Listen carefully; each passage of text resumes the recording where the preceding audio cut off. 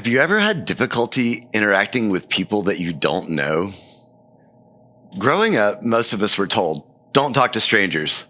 And sure, that's really good advice for a kid, but we're all grown-ups here, and we pass by the same people day after day and have no idea who most of them are.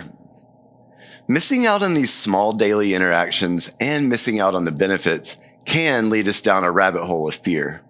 First, we may avoid making eye contact. That can lead to just thinking we're not good at interacting with others. And then all of a sudden, we're not talking to anyone that we don't already know. What if I told you you could make your community stronger, learn more about humanity, and feel better about yourself in the process? What if I told you the key is to make a habit of talking to strangers? For the last 10 years, I have been interviewing and photographing strangers in my hometown of Florence, Alabama, a project that I call Folks of Florence. During this time, I've interacted with hundreds of people from all walks of life and backgrounds. When I first dove into this idea, I kept seeing the same people walking by my studio day after day. I kept wondering, who are these people? Where are they going? Why are they walking? What's their story? So one day I stepped out, camera in hand, and began asking questions. As you may expect, most were brief, casual interactions. But what surprised me most was how many people open up and share deep truths or painful experiences after just a couple of minutes. It's almost as if they wanted someone to ask. One of my favorite interactions was the time I walked up on a young man playing saxophone on Thanksgiving Day near the fountain at our local college campus. It was his first Thanksgiving without his mother, who had recently passed away, and he didn't want to spend it alone. Another time, I passed by the home of an elderly neighbor who was tending to a massive rambling rose bush. It was as long as her yard. And she told me the story about how she had transplanted it from a clipping she had gotten at a local rail yard 30 years prior. Another more recent interaction was with a young girl who shared her favorite book list with me from the reading nook on the roof of her mom's car. These were all relatively normal social scenes, but stopping to observe and interact with these strangers revealed another layer that is often missed. These seemingly mundane interactions and input from normal people gives us a more realistic and grounded view of our world in a frenetic, sometimes sensationalist media environment. It shows us pieces of humanity close to home, but outside of our daily lives. For me, it is a personal passion, or maybe obsession, but I believe talking to strangers is something we can all do and something we can all benefit from. Okay, despite what your mom told you, here's why you should talk to strangers. One benefit is you can become more knowledgeable. When I stopped to talk to the lady with the massive rambling rose, she also walked me through the part of the plant to clip and how to transplant it. And sure, that's information that is readily available on the internet, but it wasn't something I knew I needed to know. Now we have a rambling rose of our own that we transplanted from my wife's grandmother's house. This was not only educational, but it also inspired me into action. Another benefit is the simple act of feeling better about yourself and helping others to feel better about themselves too.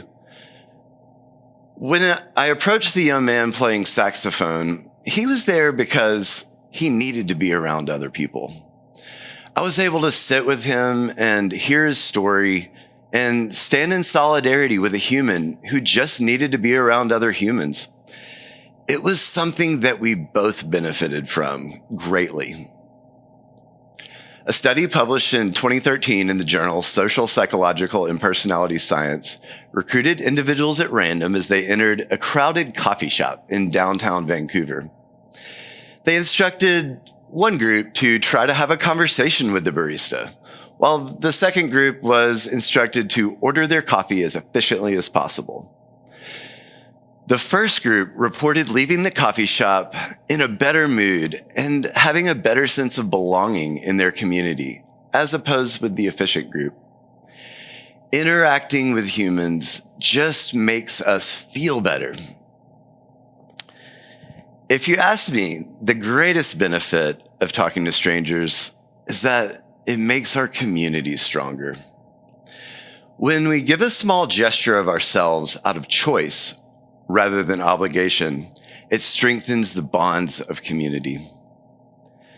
American author and activist Jane Jacobs, in her groundbreaking book, The Death and Life of Great American Cities, points out, people must take a modicum of responsibility for one another. This is something we do not learn from being told. It is learned from having the experience of people without the close ties of kinship or friendship to take a modicum of responsibility for us. All right, at this point, you're probably saying, okay, Abraham, I get it, talk to strangers, but I'm shy or I wouldn't know what to say. I'm going to give you my tips for starting a conversation with strangers. Number one, smile. A smile can disarm almost anyone and let them know that your intentions are positive. Two, there's one secret to starting a conversation with strangers that is almost foolproof. Ask people about themselves. There is one topic that all of us are experts on, and that is ourselves. And most of us crave to share our story or what we are passionate about if genuinely asked. And here's my last bit of advice. Be brave. While it is true that questionable situations can arise, we can trust that our built-in response mechanisms will weed out most of the red flags. Then we will be free to let our curiosities guide us. When we are guided by our curiosities, we open ourselves up to so many transformative possibilities. Interacting with people that we don't know can reveal deep humanity.